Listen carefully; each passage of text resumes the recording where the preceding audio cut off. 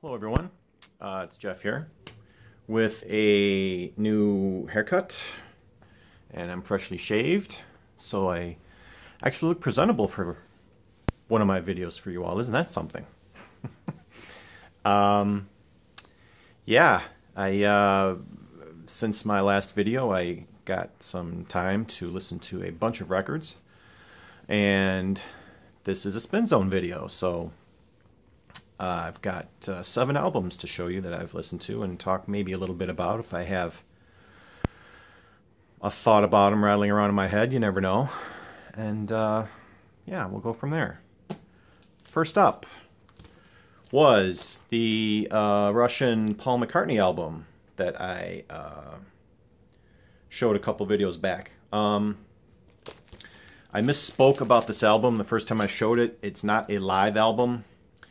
It's a studio album. We recorded it in studio, but it's all early rock and roll cover songs. So it's a covers album. And looking at the fine print in the track list, they actually put the American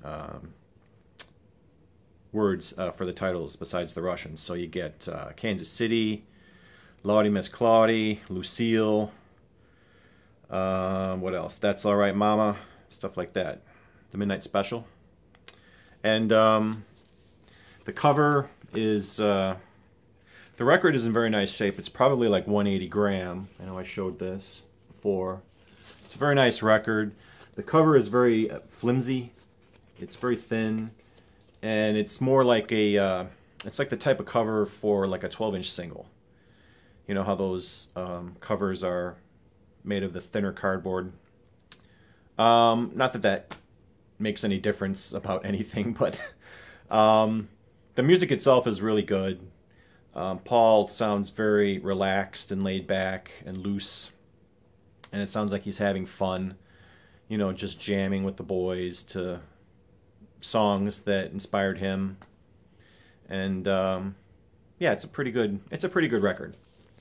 I did a little bit of Googling on this, and I can't really tell you if this is a bootleg or if it's an original Russian pressing. It really doesn't make a difference because these albums aren't worth that much.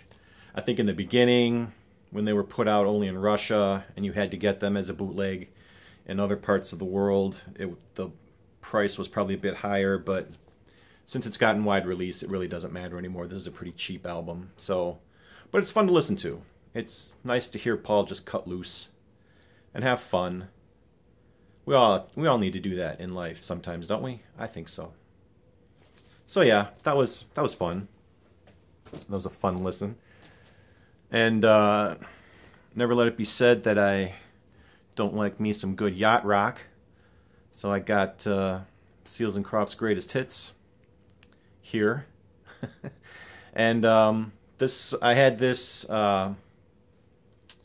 I played this on a day when my wife was like, "Do you got anything just kind of laid back and mellow?" And I said, "Yes, I do, honey." So I put this on for her.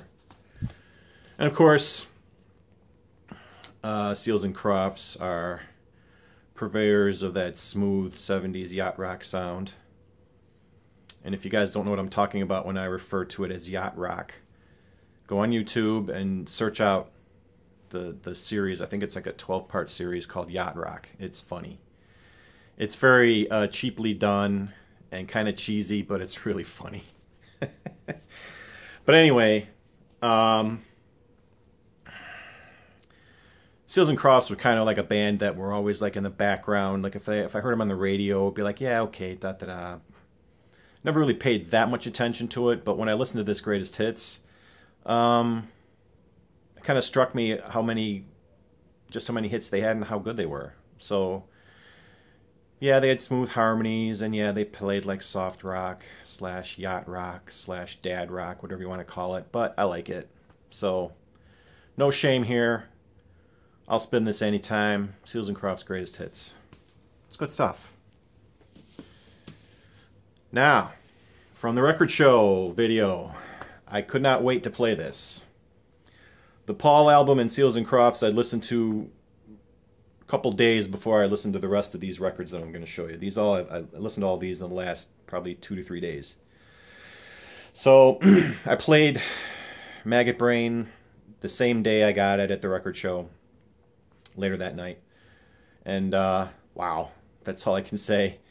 Everybody who's talked this record up, everybody who said how good it was and how like trippy it is, and how good, you know, Eddie Hazel's guitar work is and how funky it is, we're all right. So I get it now. This is an awesome record, and I'm glad I finally got it. I'm glad I was finally able to listen to it, and yeah, even just for the title track alone was, you know, it's just like this long, slow kind of instrumental that just kind of builds and builds, and it's just one long guitar jam, and it's awesome. So, all right, I get it. You guys rock. This was a good one. So yeah, I guess that's all I can say about that. It was awesome. And another one that I'd gotten recently that I decided to listen to is the Moody Blues album, To Our Children's Children. This one fell through the cracks with me, simply because I know there was no radio hit off of this album. Although I think Gypsy I've heard before, like on radio stations, or maybe on a satellite radio station, you know, when they play the deep cuts. But this is really an album that uses the album format to its fullest, because the song, each side is of a piece. It's of, you know, it's all fits together. Like each song kind of blends into the next. And this being, you know, the golden era of the Moody Blues music, they take full advantage of the studio and their musicianship and the mellotron, of course, and sound effects to kind of try to tell a story. So yeah, I would rank this right up there with all the other albums, you know, that came out in this period. It's really good. It's a sleeper, you know. But it's well recorded, and it kind of puts you in that mood, you know. Not to make a corny joke, because they're the Moody Blues, but I think it's the mellotron. It must be, because it's such an atmospheric instrument that it kind of lulls you a little bit into just, you know, like a calm, peaceful, spacey kind of mood. So this would probably sound great on headphones, I would think. And since I got a new set of headphones for Father's Day, which I'll have to show in a future video, I'll have to try this out on the headphones. So yeah, To Our Children's Children, blah, by the Moody Blues. Great album. Another great album. Then I couldn't wait also to listen to Hall & Oates' Abandoned Luncheonette. This was the one I got at the garage sale last week. And I don't know, it cleaned up decently. I mean, visually, it looks really super nice, and it is. There's no scratches or scuffs on it, but the Spin Clean just didn't do a good enough job of getting rid of all of the noise, like the crackling. And I don't wipe my records dry anymore. I let them air dry. You know, I spin clean them and I rinse them. I don't know. I may have to do the scrubbing bubbles on this one to see if I can improve the sound, because the background on this was getting kind of loud in some places. And especially in some of the quieter songs, it can be a little intrusive. But as far as the music goes, this is really a funky album. This is the earliest Hall & Oates album that I've got, and John Oates has a much stronger presence on this record than he does in most of the other Hall & Oates records. But, I mean, and it's got the original long version of She's Gone, which has some extra lyrics in it, and is like 2 or 3 minutes longer than the single edit version. And it makes it even more atmospheric and funky and soulful. But I mean, even, you know, songs like Had I Known You Better Then, Las Vegas Turnaround, Every Time I Look at You. These are all great. I don't know any other way to describe it besides funky. You know, it's like these guys had a definite groove going on this record, and it was really cool. So yeah, I would recommend this for any Hall & Oates fan if they happen to come across it. Not only for the album version of She's Gone, but for the rest of the album too. It was really quite good, I have to say. It was a bit like rediscovering some old favorites, even though they're new to me. And then this album I spent like almost 2 days listening to, because I almost played the whole thing through twice, and it's a double album. And I showed this one on Facebook that I was playing it. This is Derek and the Dominos in concert. This album came out, it came out in '73, but obviously it was recorded earlier. It was recorded at the Fillmore East, so I'm assuming it must have been 2 or 3 years earlier, probably 70 or 71. And it's got a gatefold here. I'll show you the nice picture of Eric Clapton and his guitar. And man, this is a great album. For those who think that, you know, Eric Clapton was just, you know, this too laid back groove guy, which he became in the later '70s, this really puts the lie to that statement, because man, he really rocks out in this album. And having the Dominoes as his backing band, which is Bobby Whitlock, Jim Gordon, and Carl Radle. These guys have a definite groove going, and they provide him with a stellar platform for him to rock out and jam out on. And this is a double album, but there's only like two songs per side, so each song is kind of turns into a long jam. And actually, one of my favorite songs was the second song on side one, called "Got to Get Better in a Little While." That was a really awesome song. But "Why Does Love Got to Be So Sad?" You know, it's not the frenetic, high-powered studio version with Duane Allman playing lead, but it's different than that, but it's every bit as good. And it basically covers, you know, stuff from his first solo album and from the Layla album. But they don't do Layla. Out of all the songs I would have expected them to play, Layla isn't on here. But they got Let It Rain, Presence of the Lord, which is from the Blind Faith album, Tell the Truth, Bottle of Red Wine, Roll It Over, and Blues Power, which kind of morphs into Have You Ever Loved a Woman. But man, if you want some awesome live guitar work from Eric Clapton from the early '70s, get this album. I didn't even know this existed till probably a year ago, and then this was actually one of the tougher albums for me to track down. But once I got it, it slowly made its way to the back of the crate. So this is actually a back of the crate record. I'm trying to pull at least one record from the back of the crate as I make these videos, just to cycle through the records that I got that are sitting or have sat for way too long. So for this video, this is the back of the crate record. Derek and the Dominos in concert. That's not a knock against it. That's just a knock against my own absent-mindedness sometimes when it comes to records. I don't always listen to things immediately after I buy them. And as I know all you collectors know, you'll get a stack, and then you'll be like, oh, great, I'm going to listen to this. And then the next week or you get another stack. But you can't listen to everything all at once. And when you have double albums like these, it takes a little time. So, yeah, this was an awesome record. And I would highly recommend tracking it down and listening to it, especially if you're a Clapton fan or a fan of Derek and the Dominos and you wanted to hear a few of these songs live. So, yeah, it's definitely a great great live double album.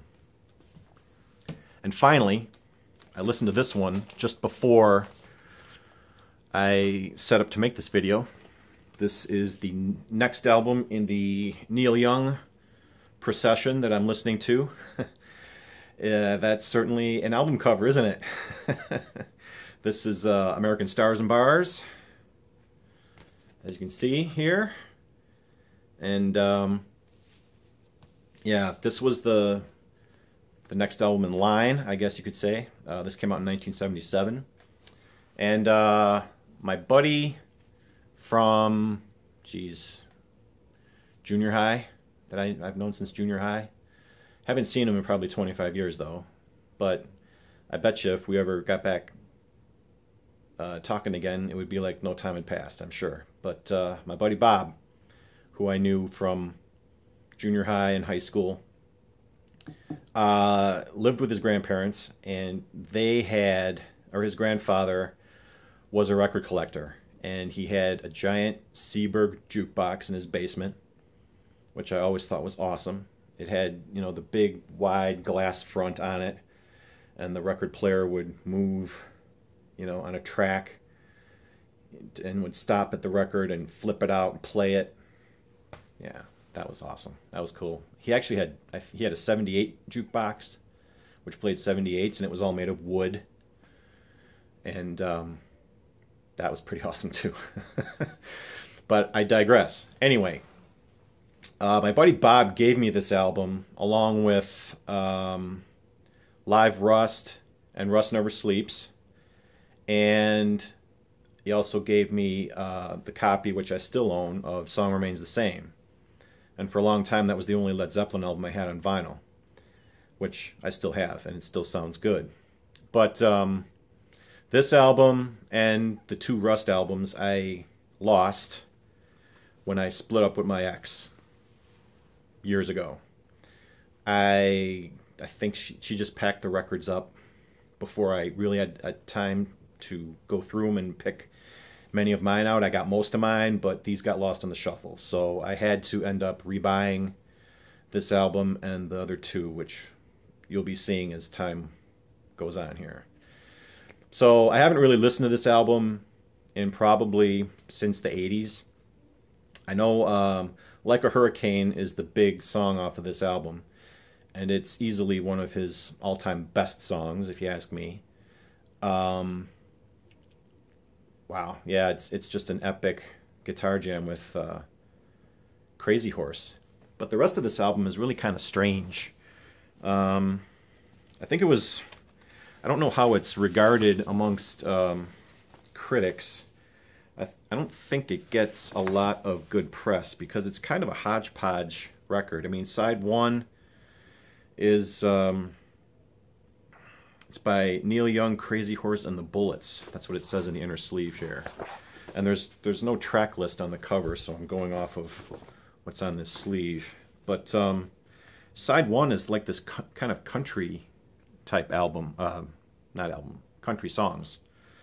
And it's got Linda Ronstadt, Nicolette Larson, and backing vocals. It's got steel guitar in it. It's very, very country, almost like kind of Harvest sounding in a way. And then side two is another completely different set of songs. It's some was recorded in 74, some in 75, like a Hurricane was from 1975. Will to Love, which is another great song that probably doesn't get its due, that was recorded in 76. So this album's got a little bit of everything to it. And I guess it doesn't necessarily all fit together. I mean, the first side does not gel with what's on the second side, and even this cover doesn't make any sense with the music that's inside. So I don't know, maybe he was high when he put this album cover together. Obviously, if you can see the bottle of booze there. But I don't know. Like a Hurricane is obviously the great song. I also liked Will to Love a lot. The country stuff, they feel like half-formed ideas, and some of the songs just kind of end abruptly. I don't know. It's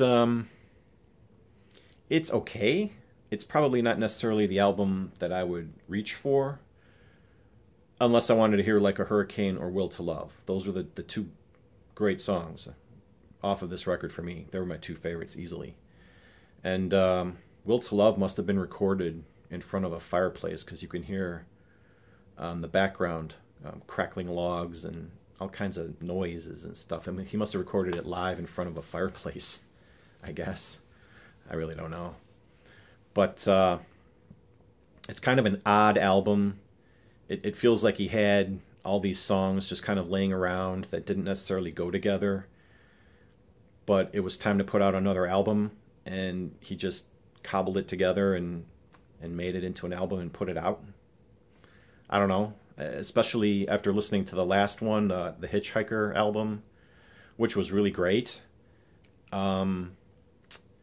This just seems weird that he wouldn't put those songs out instead of putting this out. I don't know.